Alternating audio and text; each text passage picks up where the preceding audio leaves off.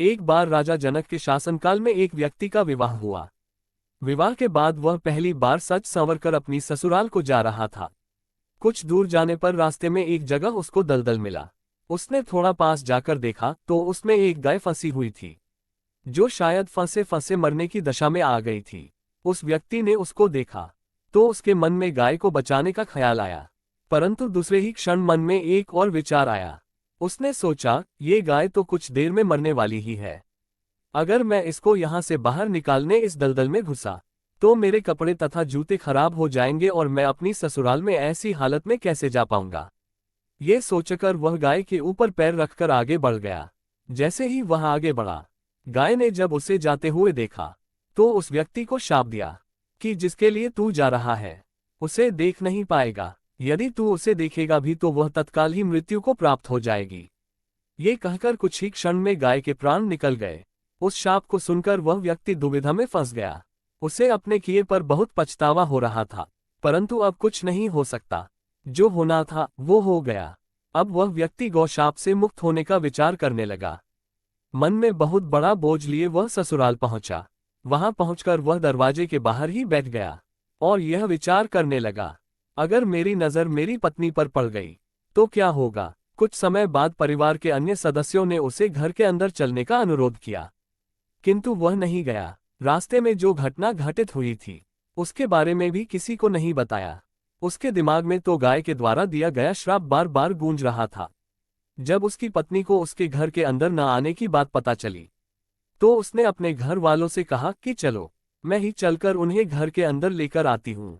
पत्नी ने जब जाकर उससे कहा कि आप घर के अंदर क्यों नहीं आ रहे हो और मैं जो भी बोल रही हूँ उसे सुनकर भी मेरे सामने होते हुए भी मेरी ओर क्यों नहीं देखते हो। वह व्यक्ति अपनी पत्नी की बात सुनने पर भी चुप रहा। काफी अनुरोध करने के बाद उसने रास्ते में घटित सारा वृतांत कह सुनाया। पत्नी ने कहा, मैं भी पतिव्रता स्त्री हूँ, ऐसा कैसे हो सकता है, आप मेरी ओर तो देखो। अपनी पत्नी की बात सुनकर उसने ज्यों ही नजर उठाकर अपनी पत्नी की ओर देखा, वैसे ही उसकी आंखों की रोशनी चली गई और वह गाय के शापवश पत्नी को देख ही नहीं सका।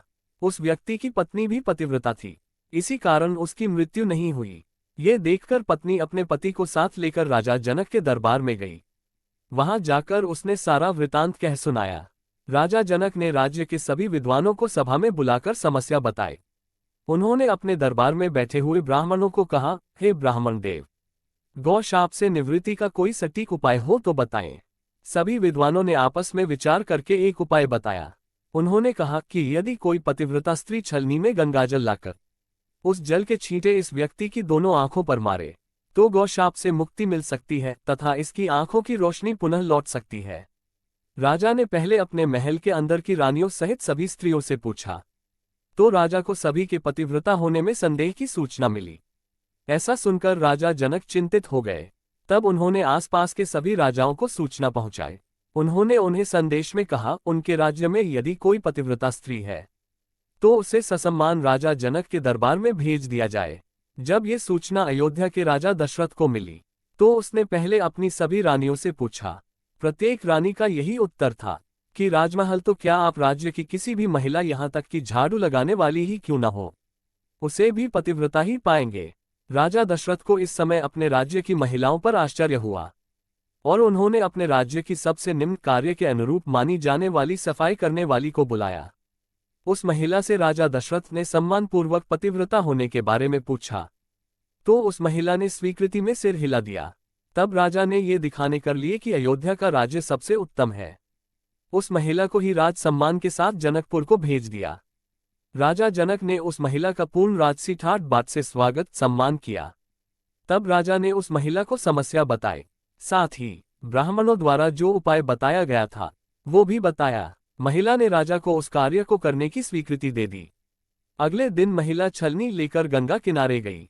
वहां पहुंचकर उसने प्रार्थना की, हे गंगा माता, यदि मैं पूर्ण पतिव्रता हूँ, यदि मैंने अपने तन और मन से अपनी पति को ही परमेश्वर माना हो, तो गंगाजल की एक बूंद भी छलनी से नीचे नहीं गिरनी चाहिए। ऐसी प्रार्थना करके जब उसने गंगाजल को छलनी में भरा तो जल की एक बूंद भी नीचे नहीं गिरी। ये पवित्र गंगाजल कहीं रास्ते में छलक कर नीचे न गिर जाए। ये सोचकर उसने थोड़ा सा गंगाजल नदी में ही गिरा दिया और पानी से भरी छलनी को लेकर राजदरबार में आ पहुंची। राजा और दरबार में उपस्थित सभी नर नारी ये दृश्य देख आश्चर्यचकित रह गए। तब उस महिला को ही उस व्यक्ति की आंखों पर छींटे मारने का अनुरोध किया गया। उसने ज्यों ही गंगाजल के छींटे उस व्यक्ति की आंखों पर मारे, त्यों ही उसके आंखों की रोशनी वापस आ गई। ये देखकर दरबार में उपस्थित लोग बहुत ही प्रसन्न हुए। तब उस महिला को पूरे राजसम्मान के साथ पारितोषिक दिया गया। जब उस महिला ने अपने राज्य को वापस जाने की अनुमति मांगी, तो राजा जनक ने अनुमति देते हुए जिज्ञासावश उस महिला से उसकी जाति के बारे में पूछा। तब उस महिला द्वारा बताए जाने पर राजा आश्चर्यचकित हो गए। यही कारण था कि सीता स्वयंवर के समय राजा ने सोचा कि जिस राज्य की सफाई करने वाली इतनी पतिव्रता है, तो उसका पति कितना शक्तिशाली होगा।